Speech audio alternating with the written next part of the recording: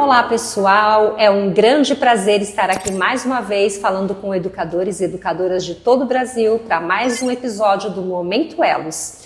O tema de hoje é equidade racial e vamos nos aprofundar em alguns conceitos importantes e pensar no papel de cada um e cada uma de nós nessa luta para uma educação antirracista.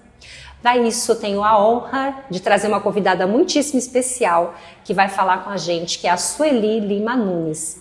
A Sueli é professora universitária, mestre em Ciências da Educação, fundadora do Núcleo de Estudos e Pesquisas das Relações Étnico-Raciais de Cabo de Santo Agostinho, em Pernambuco, ex-coordenadora de Gênero e Raça da FACHUCA, Faculdade de Cabo de Santo Agostinho, fundadora do Fórum Étnico-Racial de Pernambuco, uma liderança global do Columbia Global Center, ex-secretária de Educação e atualmente consultora pedagógica em políticas educacionais para as relações étnico-raciais pela Motriz. Que currículo, hein? Já deu para ver que a conversa de hoje vai ser ótima. Muito obrigada, Sueli, por topar participar com a gente desse momento. Tenho certeza que você vai trazer grandes contribuições para todo mundo que está nos assistindo. Olá, Silvana, que prazer enorme estar aqui com você e poder participar desse Momento Elos. Bem, a primeira pergunta que eu queria que você falasse é qual é a diferença entre ERER, Educação para as Relações Étnico-Raciais, e letramento racial. Você pode explicar isso para a gente, por favor? Ah, certo, vamos lá. A grande diferença entre letramento racial e relações étnico-raciais. O letramento racial se dá na esfera pessoal, individual, onde o sujeito busca conhecimentos a partir da própria trajetória do povo negro brasileiro, observar a própria sociedade, a estrutura dessa sociedade, observar as diversas desigualdades, principalmente de caráter racial, e ter, a partir dessa compreensão crítica, uma ação propositiva, uma ação de combate ao racismo.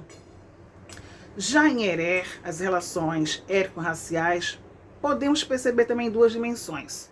A dimensão política, do enfrentamento ao racismo, de políticas de equidade, de política reestruturadora da própria sociedade e da praxis pedagógica com desdobramento em sala de aula. A Lei 10.639, no artigo 26A, propõe a obrigatoriedade do estudo e cultura afro-brasileira e africana, para melhor compreensão e entendimento dos estudantes de uma parte significativa da história que muitas vezes foi negada, e negada de forma bastante intencional.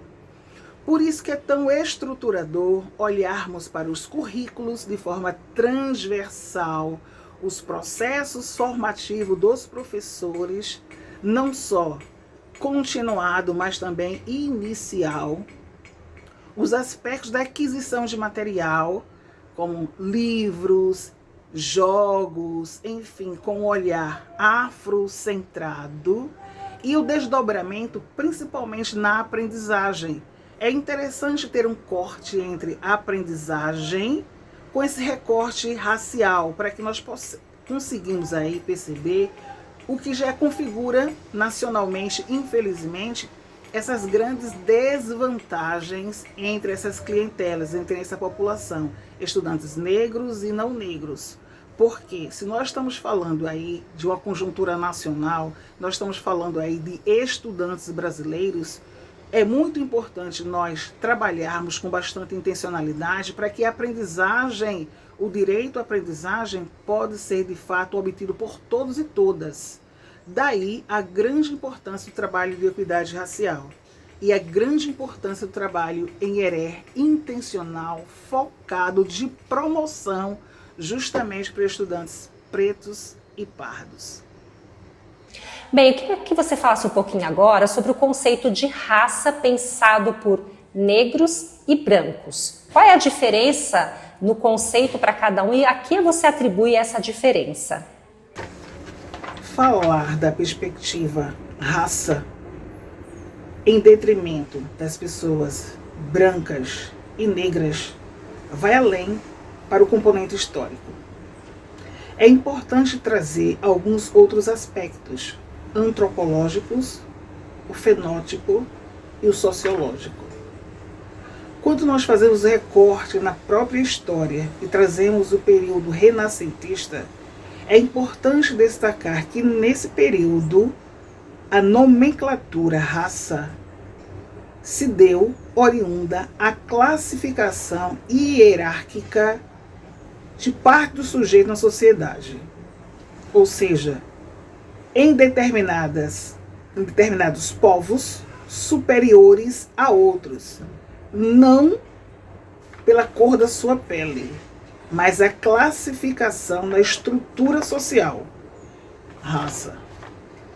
Analisamos também, dentro do componente do recorte dos indicadores do IBGE, os marcadores do IBGE, raça, cor.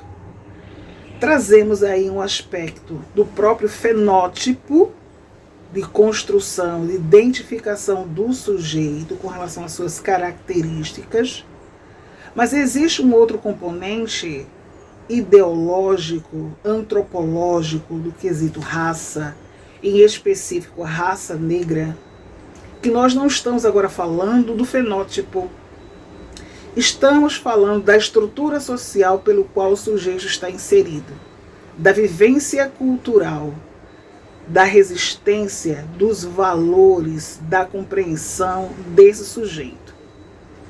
Então vai para além do fenótipo e vai para além do entendimento histórico, é entender dentro dessa estrutura do conceito raça para brancos e para negros. Como se dá o processo desse sujeito a partir do letramento, não só racial, mas antropológico, e a posição desse sujeito dentro da hierarquia social, para que nós possamos compreender, de fato, o que significa raça para o sujeito branco e o sujeito negro. Bem, para fechar essa conversa, qual é o papel de cada um de nós, negros e não negros, para uma sociedade verdadeiramente inclusiva e equitativa? Você pode falar um pouquinho, trazendo algumas ideias para a gente sobre esse tema? Negros e brancos têm responsabilidades fundamentais, complementares, na busca de uma sociedade justa, equânime, que privilegie justamente a igualdade para todos e todas. Com responsabilidades diferentes, porém, uma se apoia muito na outra. Enquanto negros, na luta por igualdade, por espaço democrático, de oportunidades, lugar de decisão e poder, as pessoas brancas como apoiadores nessa causa, como pessoas que também provocam a sociedade nas suas construções e principalmente nas suas decisões políticas e nas suas decisões também de cunho pessoal. Para que nós possamos ter uma sociedade igualitária, perpassa justamente pela vivência da equidade, pela vivência e a prática da inclusão, reconhecendo que nós somos um país diverso, para que nós possamos de fato ter a equidade. Essa luta em busca dessa democracia, em busca da equidade racial, é um compromisso meu, seu e de todos nós.